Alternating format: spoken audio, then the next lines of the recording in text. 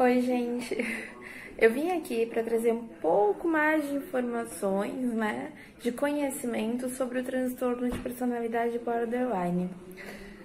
Eu fiz um canal no YouTube e vai se chamar Diário de um Border, porque a minha intenção é exteriorizar, né, essa bagunça que um border é esses sentimentos, essa intensidade na emoção que um border tem, para as pessoas conhecerem, porque eu vejo que tem muita gente ainda até falando de forma cruel sobre o transtorno, e eu acho que ele precisa ser melhor explicado. Eu vi um vídeo no TV Aparecida, era um padre conversando com um psiquiatra sobre o transtorno de personalidade borderline. Nossa, que vídeo cruel. Nossa, cruel demais.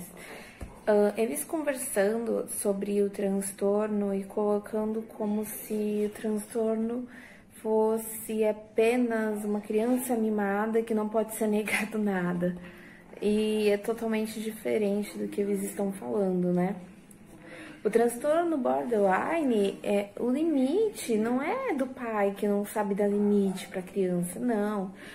O limite do transtorno é o sentimento, a emoção deles, né? Que é sempre no limite, é sempre no extremo. Eles sentem muito mais do que uma pessoa normal sente, né? E sente o dobro, muito mais. O que acontece? Eu vou falar um pouco sobre os extremos do border, tá? Porque esses extremos são muito colocados. Os extremos e a instabilidade, né?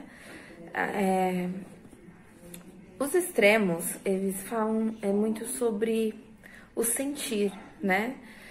Sentir border. Como que é sentir border? Você lembra quando você já se apaixonou alguma vez? Quando você tá apaixonado, você fica totalmente eufórico, você sente aquela até uma melancolia, né? Porque você sente aquela coisa ardente, aquela coisa forte, né? Eu amo aquela pessoa, quero estar o tempo todo com ela e eu vou sempre idolatrar, endeusar aquela pessoa. Quando a gente tá apaixonado é mais ou menos isso, a gente fica num estado de euforia. E quando a gente tá apaixonado, é quando a gente chega um pouco perto de saber como que um border sente. Aquela intensidade toda que você sente quando está apaixonado é a intensidade que o border sente ao longo da vida. E é uma intensidade que não acaba. A paixão ela vem e passa, né? No border essa intensidade não acaba nunca. E isso é doloroso. Porque quando a gente tá apaixonado, pode parecer mil alegrias, né? E o border tem esse estado de euforia, né? Esse estado alegre, contente.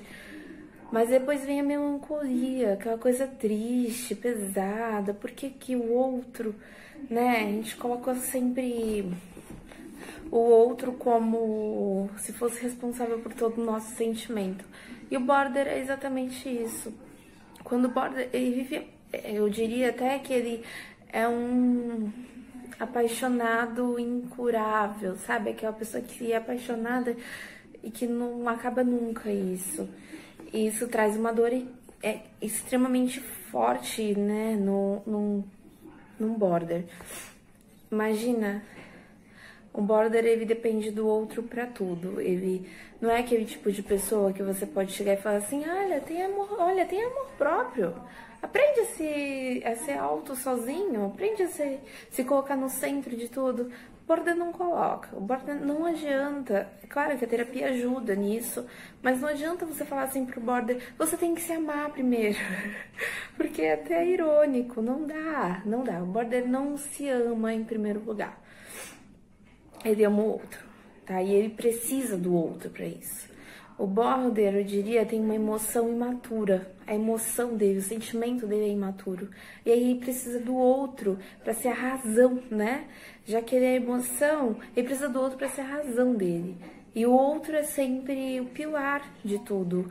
Então, border, não adianta você falar assim, tenha amor próprio, se autoestime, não dá.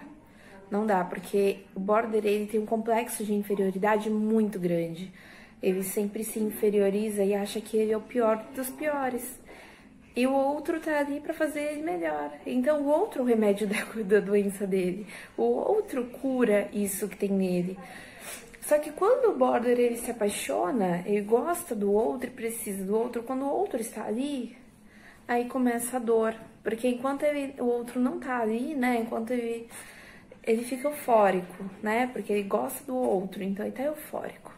Mas quando ele começa a conviver intimamente com o outro, ele já entra num estado de melancolia, de depressão. Por quê? Aí que tá, o border, ele, por amar demais, por gostar demais, o border não é aquele que começa a conviver e ver defeitos, não. O border é aquele que começa a conviver e começa a sentir medo. É o medo do outro trocar ele, o medo do outro largar, abandonar. O border sempre acha que vai ser trocado ou abandonado. E aí, esse medo faz com que ele fique possessivo, né? Ele fique sempre dependendo do outro, achando que o outro está o tempo todo querendo largar ele. E esse medo faz com que o outro realmente largue ele, né? Porque ele deposita tanta expectativa em cima do outro e o outro não consegue, né? Muita demanda, o outro não vai conseguir suprir isso. E aí o outro acaba se cansando, né? E se cansa dessa possessividade, e se cansa do border, porque o border tá ali o tempo inteiro. Às vezes, num telefonema simples, o border liga pro parceiro, e o parceiro, vamos supor, demora uns 10 minutos para retornar. Nesses 10 minutos, o border conseguiu imaginar 1000 coisas. Ele conseguiu imaginar que o parceiro tá traindo. Ele conseguiu imaginar que o parceiro não gosta mais dele, que o parceiro já se cansou, foi embora, abandonou, deu fuga, né?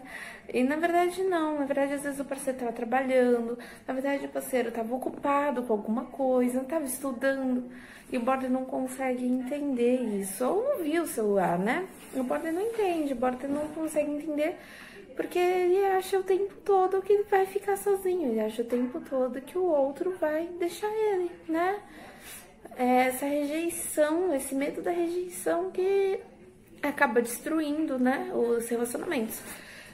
Agora, outra coisa muito importante para se falar sobre esse transtorno é sobre as instabilidades, né? Num relacionamento, eu tô falando muito mais sobre relacionamento porque é algo assim que determina bastante a sua personalidade, né? A questão do outro. E num relacionamento, a instabilidade é muito grande. Por quê? Porque, como eu disse agora, desse complexo de inferioridade, desse medo de ser abandonado, o border, ele sempre vai achar que tá sempre abandonado. Aí, então, às vezes, ele tá em casa com outro, né? Uma boa, com um parceiro. E aí, de repente, começa a vir coisas na mente dele. E começa a falar assim, não, tá tudo bom demais.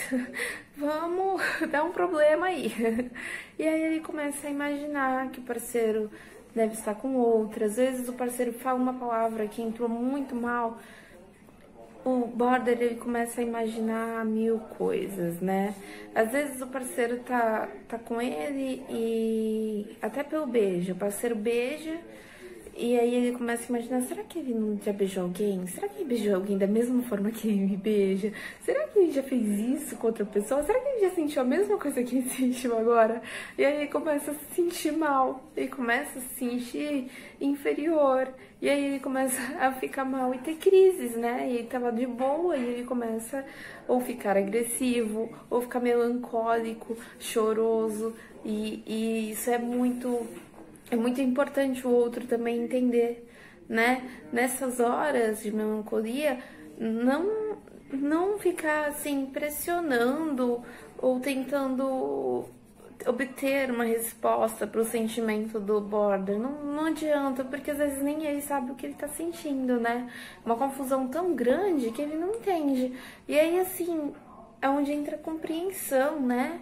Acho que o outro tem que ter muita compreensão e saber dar afeto nessa hora, mesmo que o border seja agressivo, ele não quer, na verdade, te agredir, tá? Ele quer, na verdade, que você se aproxime mais. Bom, por que eu tô falando tudo isso? Por que eu falo tanto desse transtorno e vou continuar falando? É porque eu sofro com esse transtorno, né? Eu sofro com esse transtorno na vida inteira. E é tudo mais difícil, é tudo mais complicado, é tudo mais emocionante.